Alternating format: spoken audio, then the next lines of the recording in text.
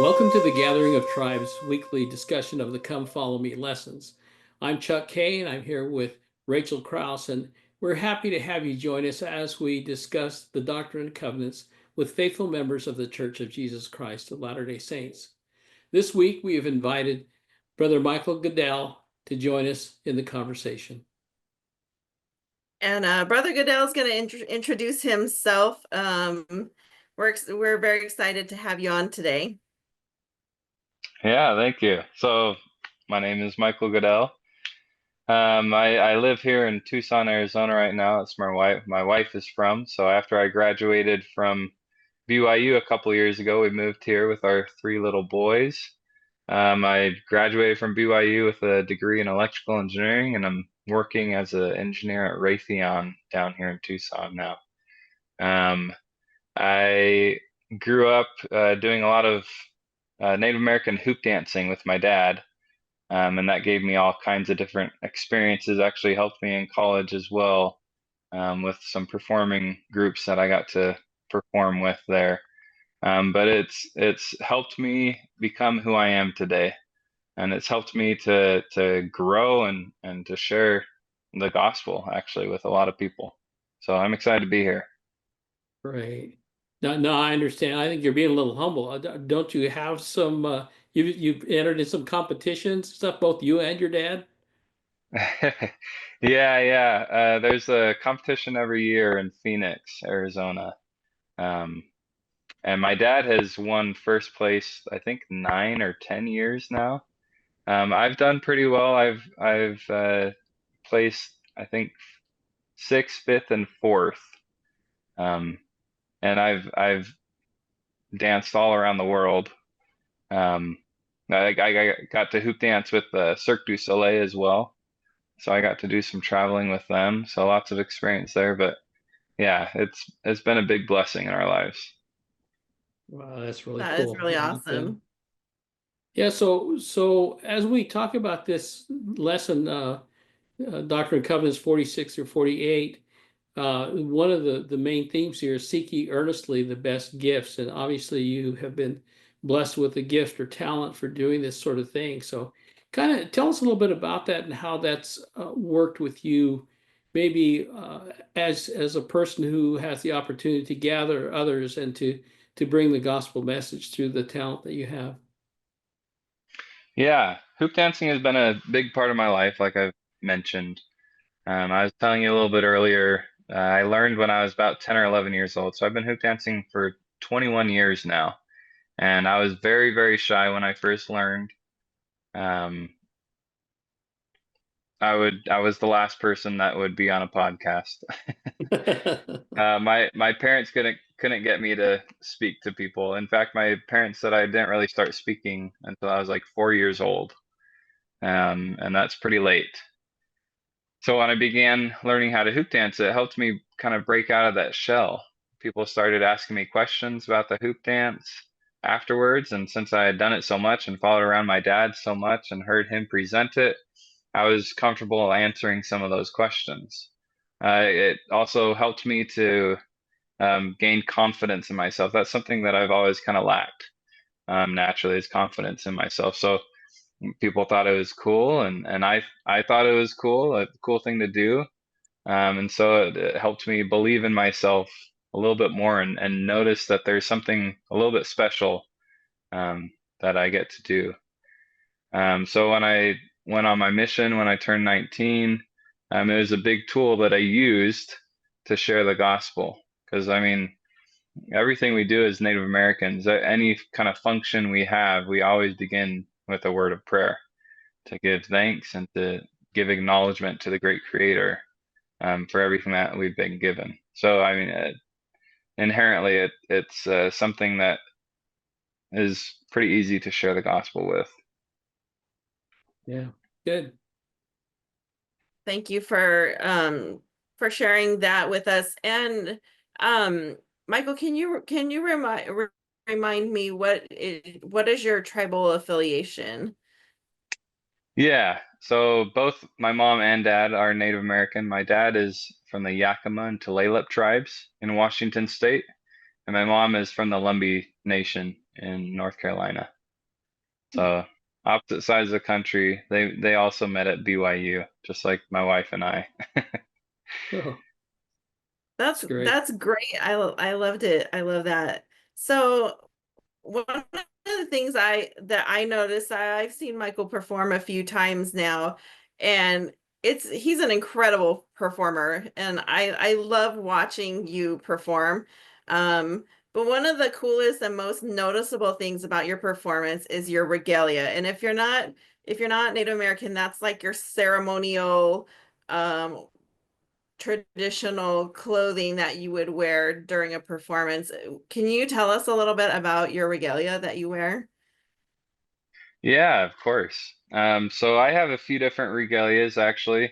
I've just kind of gotten them over the years, but my newest one is my favorite one, not only because it's new, but because of the way I designed it, and the meaning that it has behind it.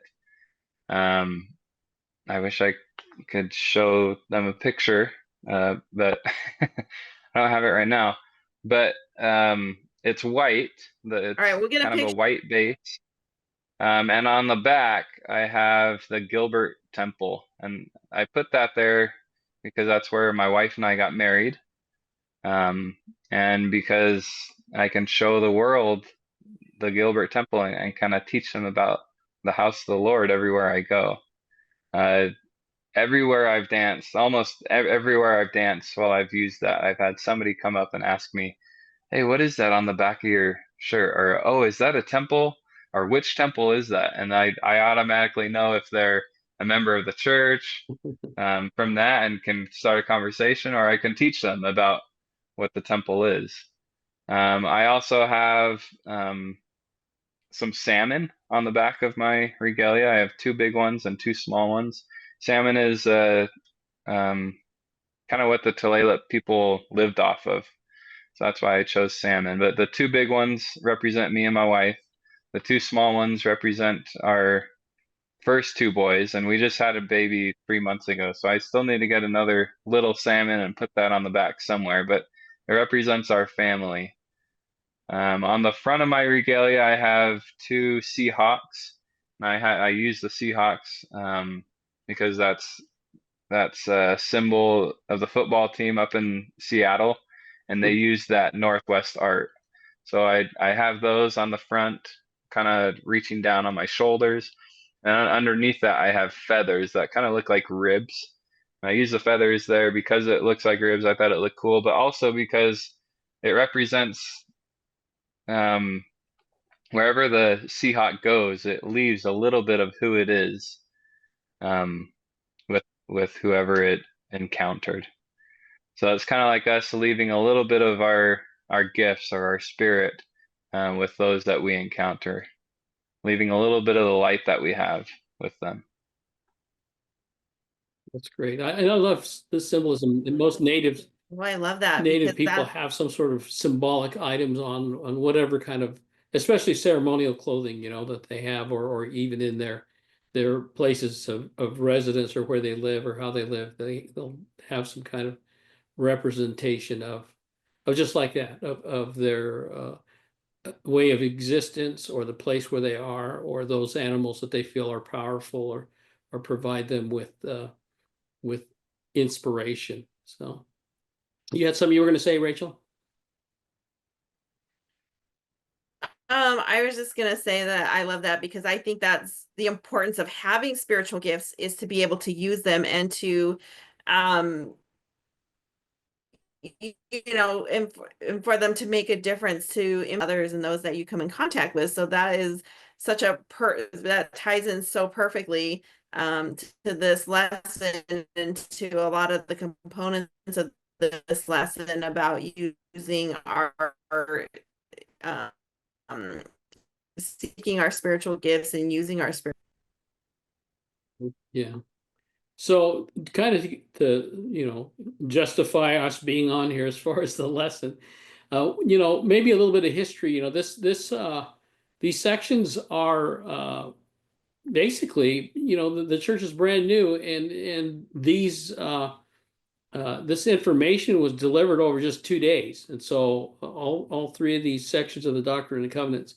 And it may seem pretty basic stuff, but the thing I think that I understand, I kind of made a joke of this. I don't know if I should, but that's what I I did in my mind. I'm thinking, here are all these people in Kirtland, and they got a whole bunch of new members, and they got members coming from the east that are all different other denominations that are now joining them, and now they're manifesting these spiritual gifts.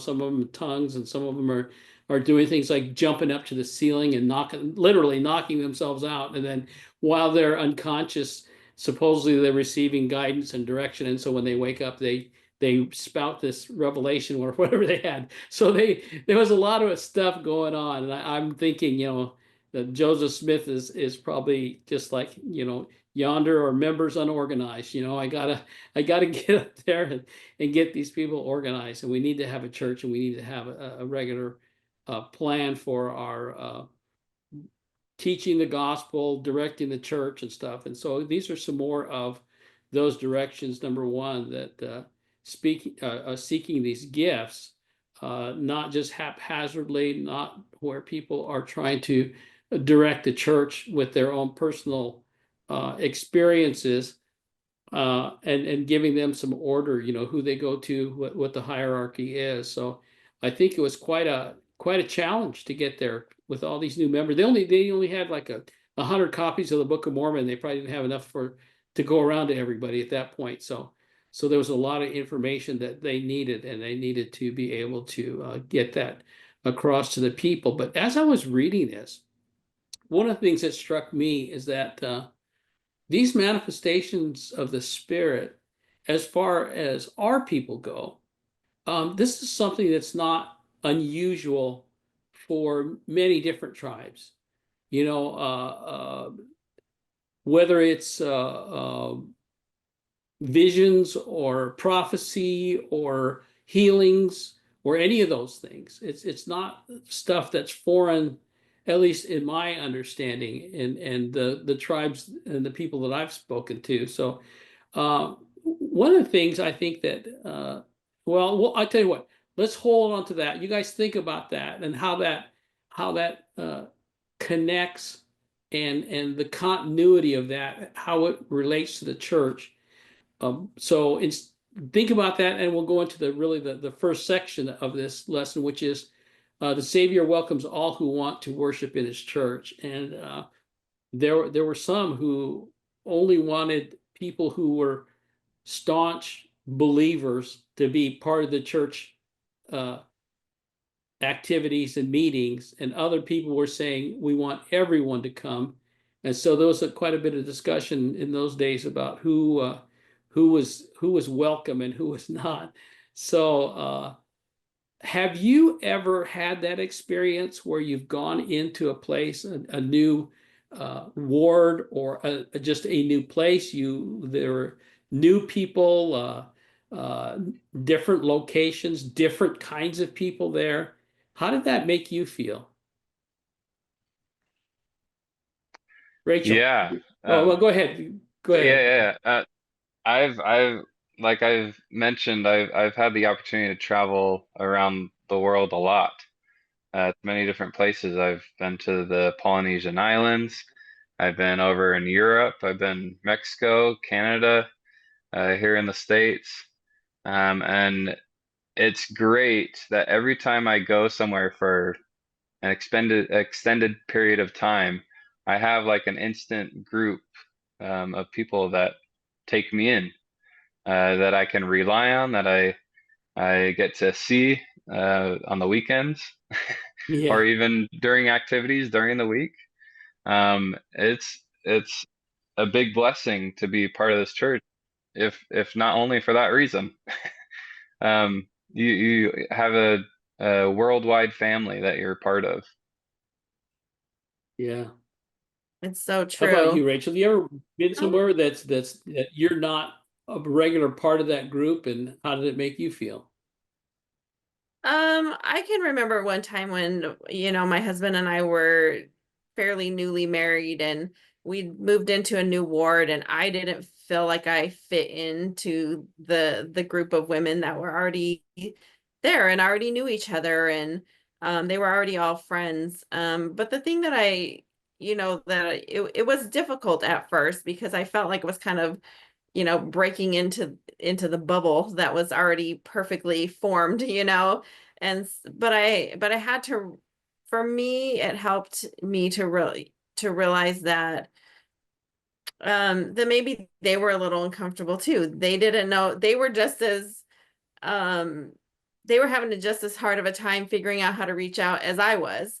And so and I can see where we kind of get in our comfort zone too. I don't need any new friends because I've already got a good group of friends. And so I knew it was probably hard for them to um let me into the circle, but I figured if I just kept at it that I would eventually they would eventually like me. So and it did work out, and it worked out okay, but I understand that feeling of not feeling welcomed or wanted in that circle at first, and I could see where that would be really hard for people who might be investigating or wanting to know more about the Book of Mormon and the Church of Jesus Christ of Latter-day Saints. It could be very difficult to try to want to keep trying if they didn't feel welcomed. Yeah, yeah, and so and my personal experiences, I used to travel a lot. I mean, I've been to most of the states in the continental USA, and been to a lot of different meetings, and I've actually done little tests for myself, showed up in more casual clothes and sat in the sacrament meeting and kind of by myself, and had the whole range of reaction, everything from nobody ever talked to me at all or acknowledged me, all the way to people actually inviting me and saying, talking to them, and they realize that from out of town, and hey, come over, come with me. We're going to have a family dinner, and we'd like to invite you to dinner. I mean, so it's been the whole range, and I can see how those maybe who are looking into the gospel could sometimes be put off because we are very close people. The church and members. We're pretty. I don't want to say cliquish, but we are very comfortable with the people that we know, and so. And reading this from the Doctrine and Covenants, verses 3 through 5, I think, says, nevertheless, ye are commanded never to cast anyone out from your public meetings, which are held before the world. You're also commanded not to cast anyone who belongeth to the church out of your sacrament meetings. Nevertheless, if any have trespassed, let him not partake until he makes reconciliation. And again, I say unto you, ye shall not cast out one of your any or cast out any out of your sacrament meetings who are earnestly seeking the kingdom. I speak this concerning those who are not of the church. And so, how do you think we do? How would you grade us at doing that in this day and age? I Michael, do think you there's have any always thoughts oh, go ahead. I think there's always room for improvement on things like that. Um, I think sometimes maybe, I was just thinking that I wonder if part of the reason this was a question in the early church is because the saints were really protective of of each other and the Book of Mormon and Joseph Smith. And I wonder if part of the reason that they weren't maybe wanting other people to come in, it was because they wanted to protect their own. They wanted to protect themselves. They wanted to protect the Book of Mormon. Um, and I wonder if that's was part of the reason. And I think sometimes we can be a little like that within the church. Like maybe we don't want to open ourselves up to potential ridicule, so we would rather just not open up at all. Um, but I also don't think that's the way our Heavenly Father wants it. Yeah. Your thoughts, Michael? Yeah, from my experience, I haven't really seen that much, but I have heard stories. I was actually listening to another podcast, and she was telling a story of this man that she met on her mission, Um, they were like in a church meeting or like a Bible study or something, and this man that they had never seen showed up, and he was talking about, oh yeah, I love the scriptures so much. I love everything about this gospel. And she asked, why haven't we ever seen you? Like, who are you? What? Yeah. Yeah, why have we never seen you here at church? And he told a story of how when he joined the church, he had a problem with drinking. When he joined the church, he completely quit, but his friends hadn't quit. And so one night, his friends were staying at his house, and they were all drinking. He never drank or anything. That next morning was Sunday, and he was cleaning up. He was kind of gathering all their cans and bottles and stuff, and he took it out to the front trash can and on the street. And when he was taking it there, one of the counselors in the bishopric saw him. Later, when he went to church, that same counselor kind of met him at the doors of the church and said, "You can't be here." And it was total just misinterpretation. Um, and I hope that never happens again to anybody. But yeah, it's not our job to say who can or can't come to our church. Our job is to share the gospel, invite everybody to come to know Jesus Christ. Yeah, that's tough, when we you know, there are people who are good people who are struggling to try to get themselves back into the church, and maybe their struggle is tobacco, and they smell like tobacco because during the week they smoked, but they want to go to church, and you sit down in the pew and people can get the odor and they don't want to sit next to you. So yeah, I could see those things happening. Um, but on the other side of that, how do we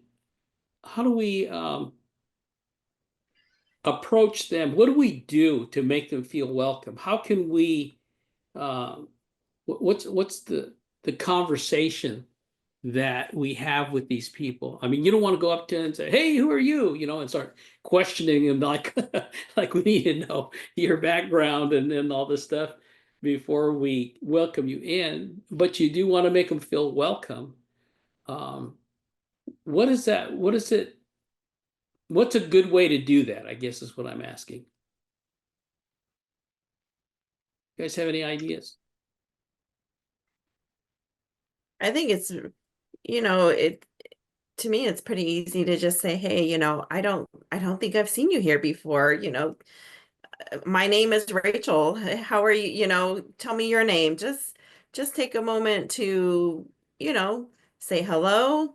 I- Maybe they're not new. Maybe you just, my husband and I, we try to sit in the front a lot, um, so we can pay better attention to what's happening in sacrament meeting and stuff. When we had little kids, we sat in the way back because, our kids were a distraction. But Funny, now I that did the same thing to my daughter.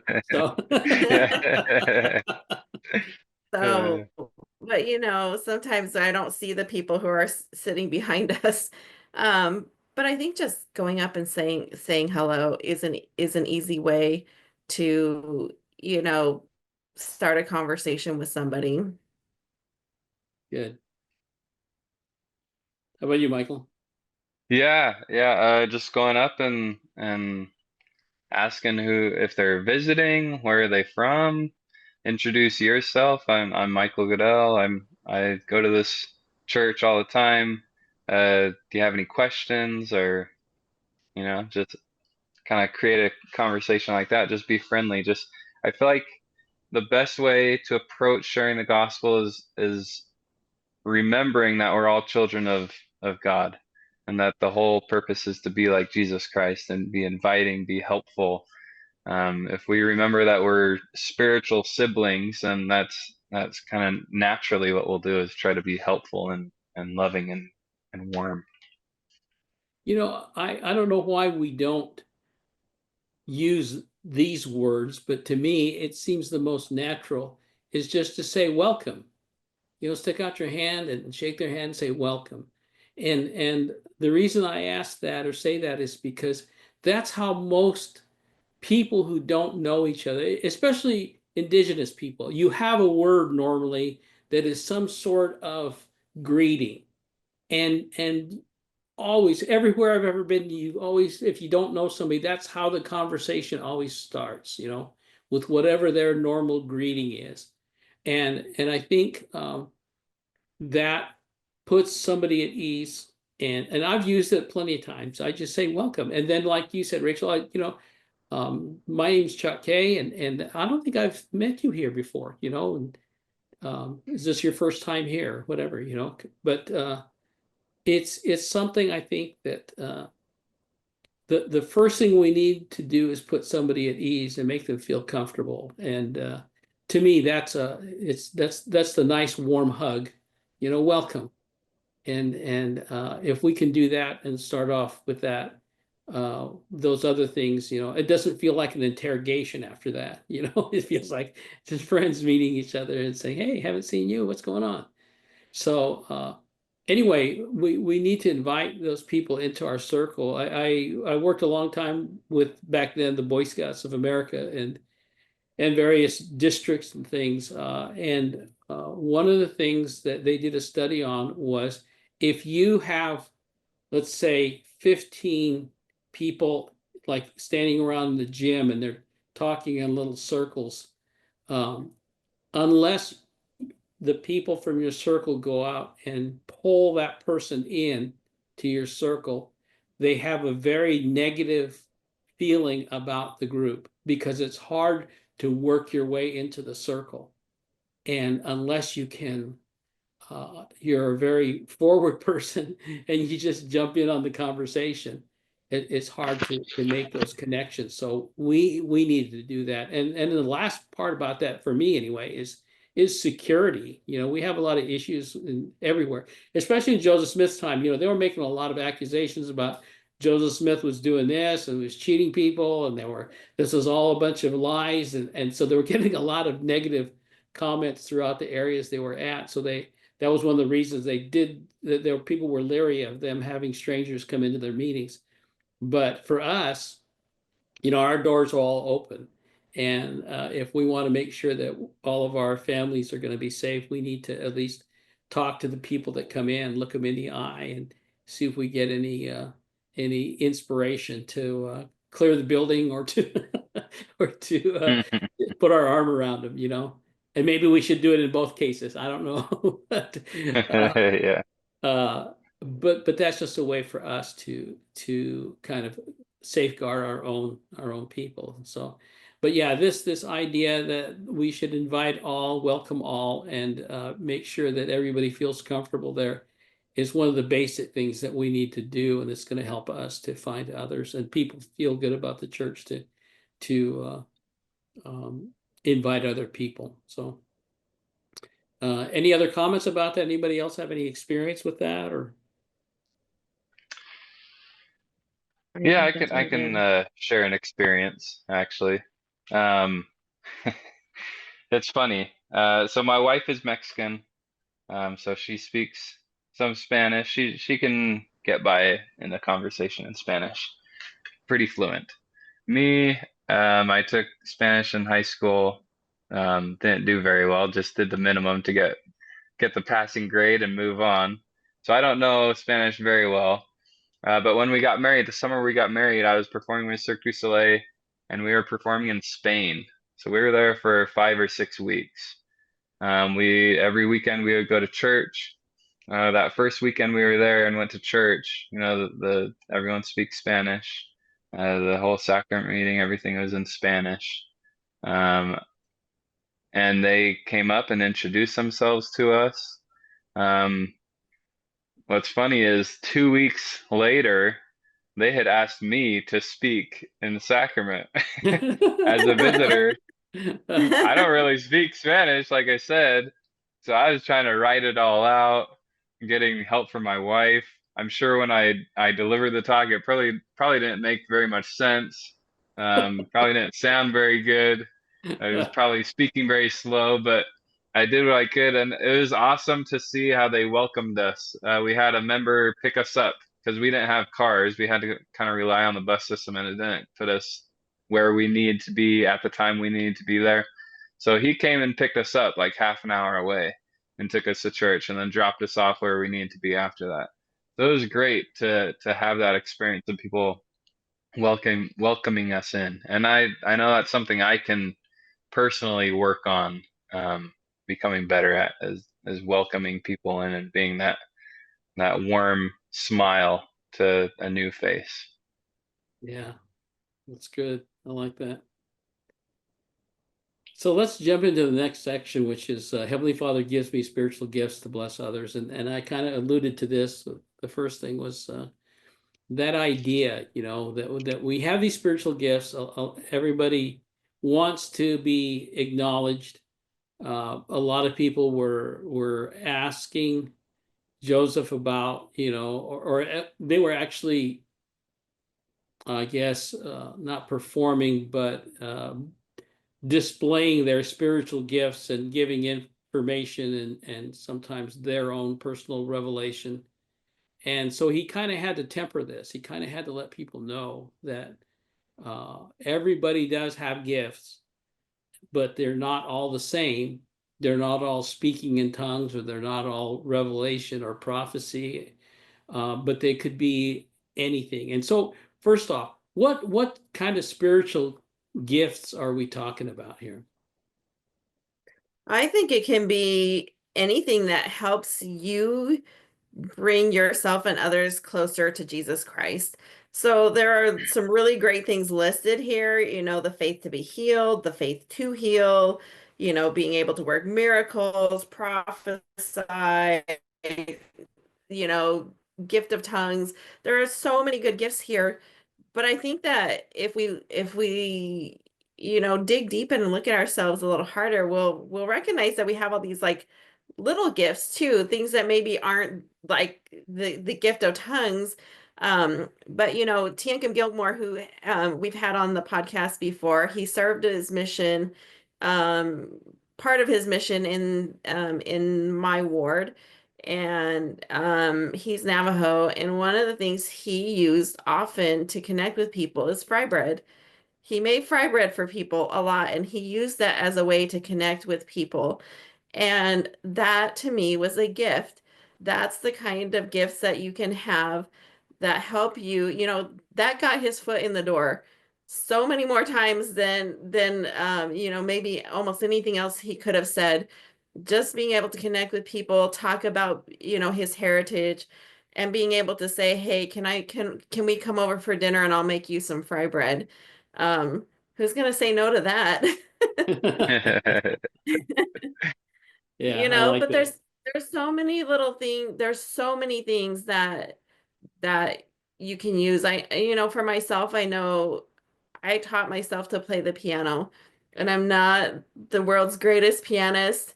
I'm not, I don't have that level of talent or skill, but I still use it as a way to connect with people, to help my ward. I play for people who are singing solos in sacrament meeting, and so I use that as a way to share the gospel with people and to bring the spirit into our church meetings and into my home, because that has invited the spirit into my home so many times. And my kids who aren't active in church right now, I'll still catch them sometimes like humming little church hymns or singing the words of a song, and I know how important that has been, um, to have that music in our home and to help instill that in them. Very good. So any comment, Michael? You have any? Yeah, yeah, that's awesome. I love that. That your kids are still humming the hymns, singing the hymns. That's amazing. I try to do something similar with my kids. I play guitar, kind of like you, self-taught, watch on YouTube, learn a little bit here and there. But I like to try and play guitar for them, and I play a bunch of hymns while they're falling asleep. And sometimes they don't want me to play. Sometimes they want me to just leave or like snuggle them in bed instead of play. But I try to do that so they can have that in their mind and their memory when they grow older. But yeah, I mean, there's lots of gifts that are mentioned here that are listed in Doctrine and Covenants. So there's other places in the scripture as well. I know Moroni chapter 10 lists lots of different spiritual gifts. Um, but definitely not all the gifts are here and listed. There's so many different gifts. There's so many different gifts that I could point out that I don't have, and that I can clearly see in other people. Um, for example, my brother-in-law, anywhere he goes in the world, he seems to know people there.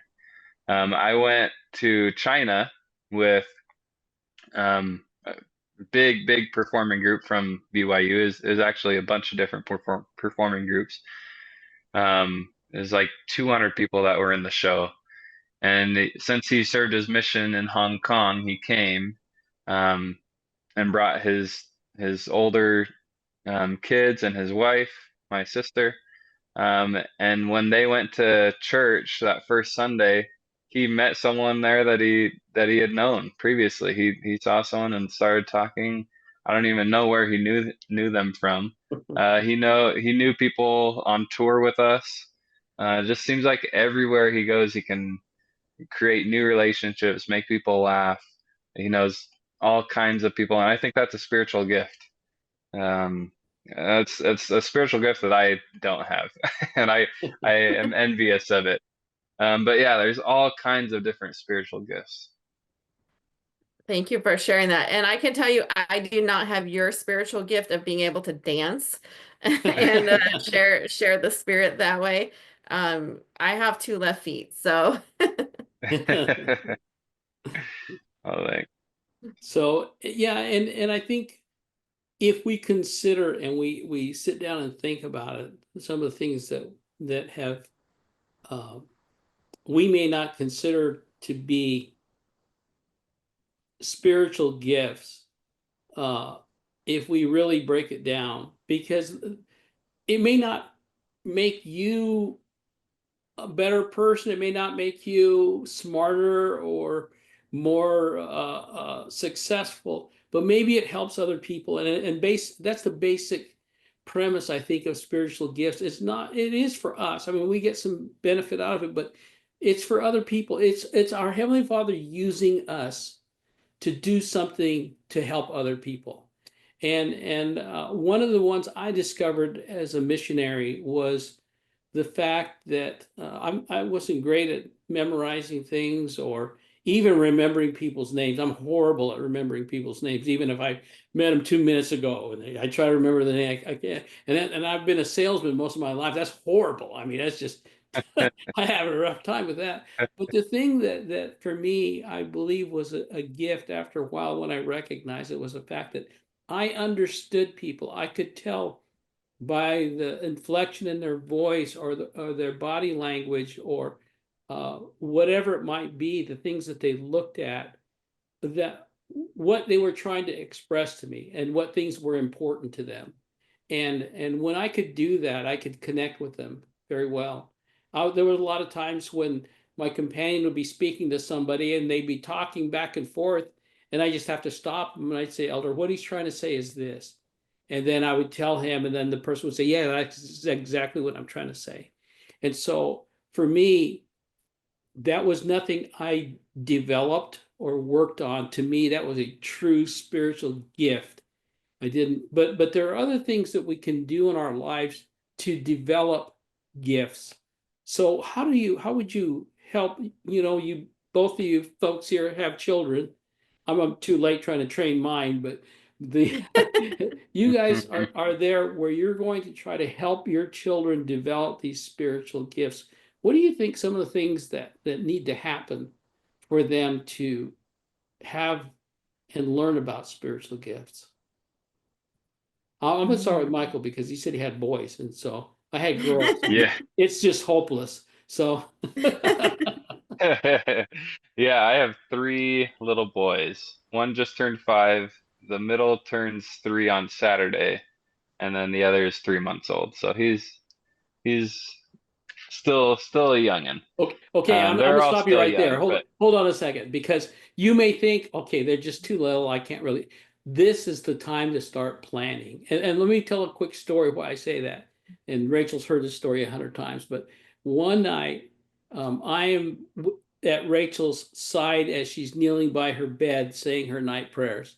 And she's probably, I don't know, 10, 11 years old, maybe right around there, 9, 10, 11. And I'm kneeling there listening with her say her prayers. And I'm thinking, you know what? Half the time that I have her here with me in my home where I can teach her and protect her is already gone. And I don't even realize that. I need to teach her things to help her get along out in the world, to be safe spiritually and physically, to be independent, to be self-sufficient. And half my time is already gone to do that. I need to start tomorrow to make sure these things are happening. So the first part of that is planning. And Michael, you're right there at the good planning point of all of this. How am I going to do that with our girls? Even financial things. We started with them at a very young age to get them bank accounts, social security numbers, to get them, jobs, to make a paper trail of them establishing credit and those things. So by the time they were ready to get married, they had credit, they had bank accounts, they had history, they had everything they needed to go out into the world. And so have you thought about that yet? Do you have a plan, or you and your wife? It's usually the wife that comes up with most of this stuff anyway, but uh, but it's something to consider anyway. So Yeah, no, I mean, I haven't thought about bank accounts or anything like that yet. There's definitely a lot to think about. I have noticed that my kids are already showing gifts that I've never had. They're very good at using their words. Like I said, they're 5 and 3, and then the 3-month old, I mean, he's not using words yet. But the 5-year-old and 3-year-old, they're having full-on conversations. They remember all kinds of stuff. Like I said, I wasn't really speaking until I was like 4 years old, my parents say. And so for them to be having full-on conversations, asking very intuitive questions, they're not intuitive, very, very meaningful questions on different topics. Um, when they when we don't understand them, because they still are learning how to say some words. When they say something and we don't quite understand them, they're good at explaining it in a different way, using different words. And I think that's such a huge skill, um, just for communication. So I see a lot of gifts that they already have, um, that are different from what I grew up with. Um, my 3-year-old is kind of more like me. My 5-year-old is more like my wife. And so, I mean, in our relationship, we've been married for 7 years now. We've learned how to work together. We've learned how to communicate better together. When one of us gets frustrated, we know how to kind of help each other calm down, yeah, or get over what we're frustrated about. And we can see that with our boys as well. We kind of have to treat them like we treat ourselves. And so I think an important part about developing new gifts is understanding that some come naturally and some you have to work at. Um, and so that's kind of something that we've talked with our older boy about. Some things are very natural for him. He's very smart. But he has ADD, so he can't sit and pay attention for very long. So in school, I feel like he's gonna struggle, and we've kind of told him these are things that you're gonna have to work on, even with sports, or anything. We're helping him understand that some people are good at some things and some people need to work a little harder at some things. But one of those important things is to understand that we have natural gifts, and some things we need to work on more. yeah, that's good. I like that. How about you, Yeah. Rachel? I think just encouraging them to use their talents, even when they're nervous or shy or whatever. Our youngest daughter is very good artist. She loves to paint, and she's always painting something at our house. Sometimes it's her walls, sometimes it's canvas, but she's always painting something. And so she actually just taught a paint class for Easter. She showed the ladies how to paint an empty tomb painting. And it was so fun for me as a mom to see her share her talents, get out of her comfort zone with having to explain it. And this was the best attended Relief Society activity we may have ever had. I think there were about 50 women there. It was huge. And so I know she was definitely very nervous. That was a little scary for her to have all these ladies watching her and having them rely on her to show them how to paint this scene. And she did a fantastic job. And I love when I get to watch my kids use their talents. And especially, in situations like this where she got to share it with others as well. Yeah. And she did a great job. We have one of those paintings here at our house. So yeah, that was awesome. So one of the things in this lesson, there's a talk by Elder John C. Pingree about, it's called "I Have a Work for Thee," and he talks about this brother who was born in Nepal, and he kind of stumbled onto the gospel, and it led him from here to there to ending up at BYU, and so he spoke that language, and he was able to help a small branch there of these people from Nepal. And after doing that, he kind of had more responsible callings. In fact, to the point of where BYU asked him to help write a Book of Mormon in their native language. And so he was very instrumental in doing that. And he makes this point of, we don't think we're anybody, and we come from nowhere, and we don't have talents or gifts, but yet God realizes that we do, and he puts us in those situations and brings us along and nurtures us to be able to do that, to bring the gospel. And again, one of the big things about this in this talk, he says that one of the ways to develop these gifts is to focus on others. That we need to remember that God has a work for each of us, and we need to focus on others. But one of the ones he said, I think that was important because it made a difference to me in my life, is make use of adversity. And so my story about that is that when I was a young man and I was getting ready to go on a mission, you talked about not wanting to speak and talk and stuff. Michael, I went up and gave a talk one time. It was horrible. I sweated and shook, and just, it was the most miserable thing I'd ever done in my life. But I knew that at some point I was probably going to go on a mission. I hadn't planned on it at that point, but I knew it just seemed like it was coming no matter what. And so I did pray. I did ask Heavenly Father. I said, you know what? If you will please help me with this, if you will teach me how to speak and how to loosen my tongue, I promise that I will use this talent and bear my testimony anytime I have an opportunity. And I made that promise. And some people think I talk too much now. I'm always the guy that when somebody doesn't have a teacher for a lesson, they ask me to do it, and so I'm on here on a podcast of all things. And I was the guy who could not speak. I would not speak. It just scared me to death.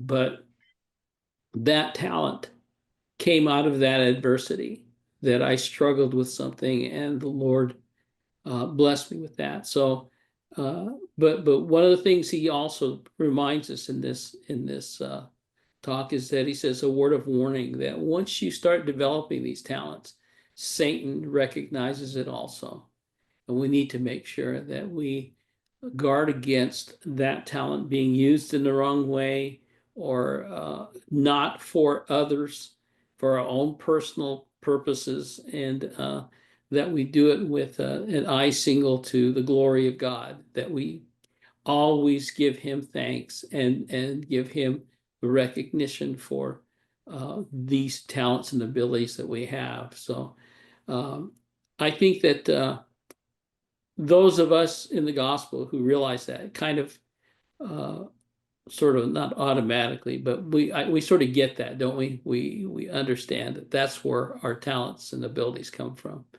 you have any comments on that?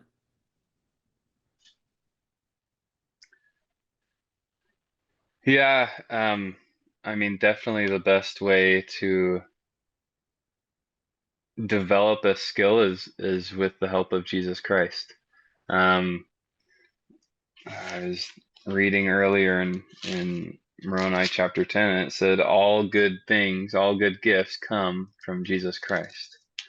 And so if we want help with anything, I mean, school, work, in our spiritual lives and sports, uh, the greatest help we can get is through Jesus Christ. Yeah. Yeah, he knows us Mm. the best. Yeah. He knows what we're capable of. Yeah. Um, so I want to take a I want to switch gears here a little bit because there's the next sections of Doctrine and Covenants kind of talk more about the church, like history, like keeping a history.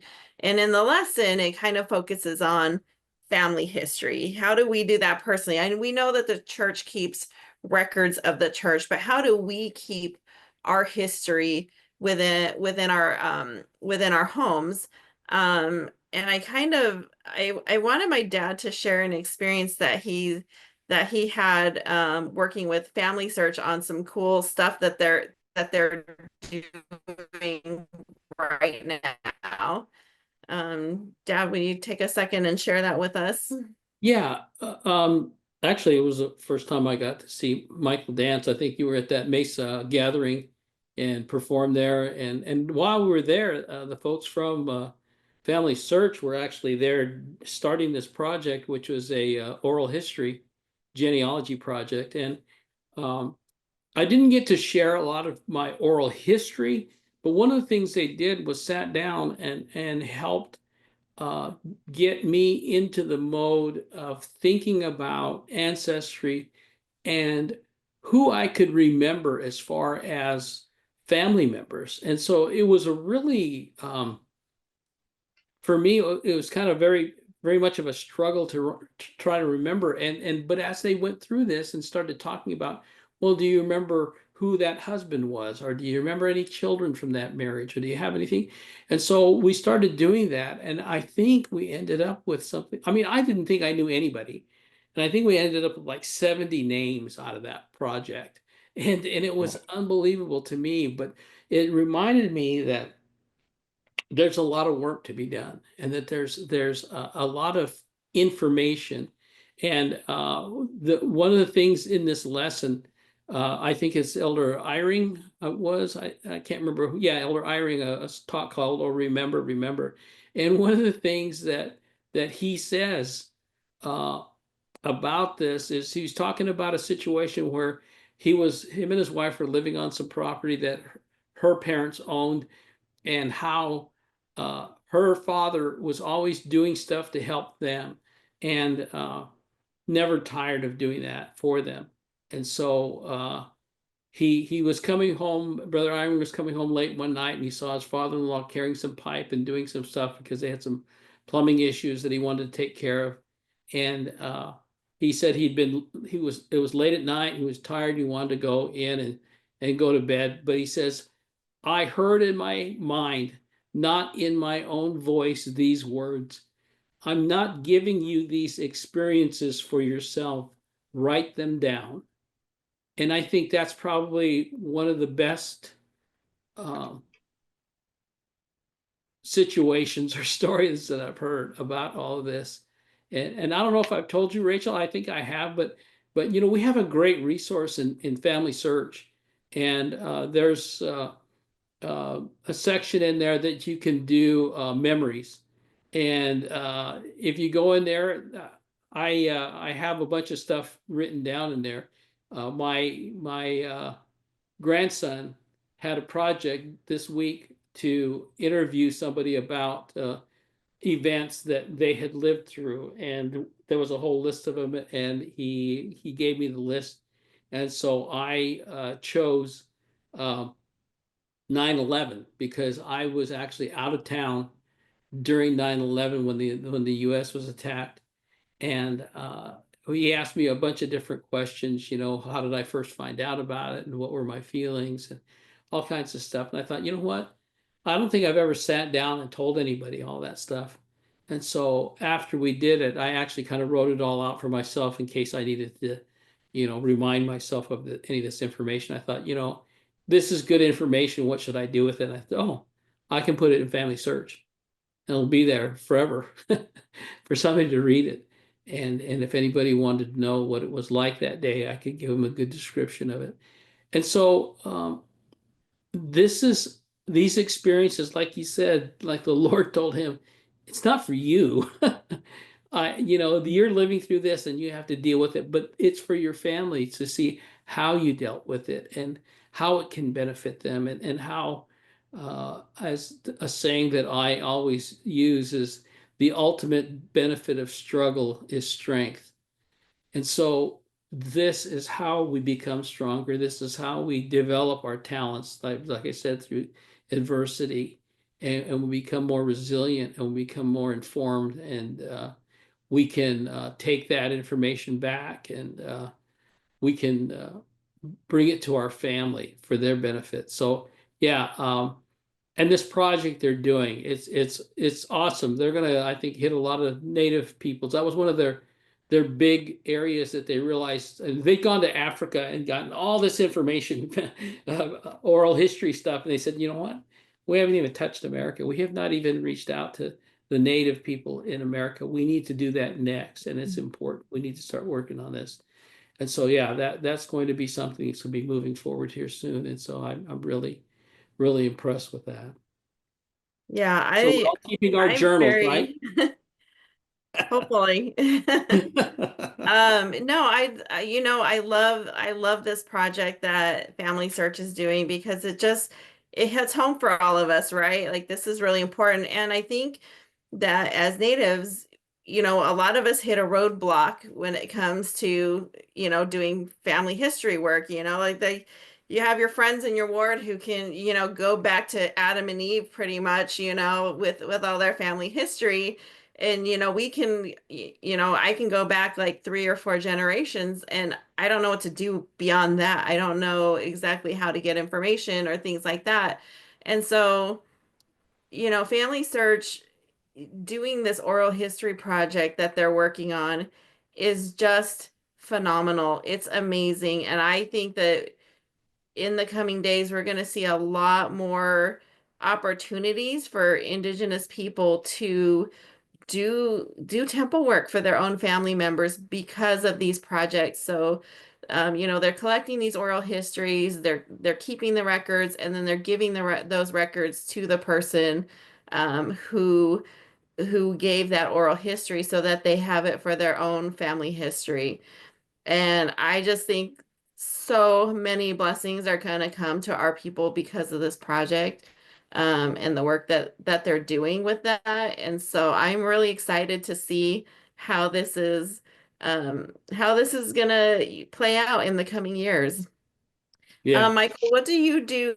Do you do anything now to kind of keep records? Like, maybe your kids have baby books or something like that that you kind of help keep records of your family. What do you do to kind of track your family history? Yeah, I could definitely do more. I'm seeing that I don't do enough for that. My wife is a lot better. Social media is a good thing and a bad thing. It's great for keeping record and a history of what we've done. So we have, I mean, pictures and videos of since we've been married, before we had kids, when our first first boy was born and growing up. Uh, and sometimes we go back and we watch, and the boys are laughing like, "Is that baby Liam? That's our youngest baby now. Is that Liam?" And we're like, "No, that's you. That's you when you were 3 months old." Yeah. And so yeah, social media can be a good way to keep a little bit of history. There's several ways we can do it. I wish I was a good storyteller and could remember stories. Funny enough, both me and my wife aren't really good at remembering stories from when we were children. Um, so it's good that we can keep documentation on Instagram and Facebook and on our phones. So Yeah, yeah, that's I guess I'll need to work on that a little bit more, but Yeah, and it's I good tell you to. what, that feature on Family Search where you can put your notes in there. I was sitting here one day and I thought, you know what? I remember my first day of school, first grade. I remember what happened, and so I wrote it down and posted it in there. So I have it right now. I'm going to go ahead and write it, and I'm going to stick it there somewhere where I know it'll be, where I can find it. And so yeah, that's kind of how it has to be. You know, those little tidbits of stuff that, as you recall them, write them down and put them in there. Yeah. yeah, for sure. Well, I think we are down to our final question. And this is for you, Michael. Why are you thankful for the restoration of the gospel of Jesus Christ? Oh, why am I thankful for the restoration of the gospel of Jesus Christ? Man, it has absolutely formed my life. I have no clue what my life would look like without the gospel. Um, in every way. Um, I grew up going to church. Both my parents um, are members. My mom was actually the only member in her family. Her dad was a Methodist minister, so her parents had a hard time when she joined the church. My dad grew up in the church. His parents were the ones that converted, but I've always known the church, and I've always had that standard to live up to. I've always known about the gospel, about the plan of salvation, that there's more to come after this life. The different guidelines that we have set for the youth in the church, um, the commandments that we have, the word of wisdom, um, law of chastity. I mean, everything about the church has helped me to become who I am. Um, so it means everything. It's my life. Um, so yeah, I love the gospel. I love that we know that families are forever. It would be such a sad thought that after this life we don't get to spend time with each other. Um, so I'm so grateful for this gospel that brings us together and keeps us together. Very good. Thank you so much for sharing your thoughts with us today and for sharing your talents. Every time I've watched you perform, I'm just in awe of your talent. So thank you for continuing to share the gospel with your talents of hoop dancing and your guitar playing with your kids, because I know that that makes a big difference in their lives. We would like to invite anyone who wants to join us next week by watching on the Gathering of Tribes YouTube channel or by listening on your favorite audio podcast platform. To learn more about the mission of Gathering of Tribes and upcoming events, you can visit our website at www.gatheringoftribes.org. If you like this podcast, we would love for you to take a moment and write a review. Positive reviews not only uplift us, but they also help others find our podcast. Thank you for joining. May your path be peaceful and enlightening this week. Hey, Rachel, one other thing. I'm going to try Yes. something new. I have Okay. some homework because I brought up Okay. a question about spiritual gifts, and I wanted to see what people's thoughts were on this, whether Native American uh, spiritual gifts that they talk about, visions, prophecies, healings, and all those, is that congruent? Is that accept or not acceptable? But is that uh, relevant to us in the gospel? Does that have a connection, or is that just totally something off in left field? So those gifts that Hmm. are also recognized by us as Latter-day Saints, which are recognized by indigenous people, how do you feel about those things? Are they connected or not? And so I would like people to write in the comments if they have any thoughts on that.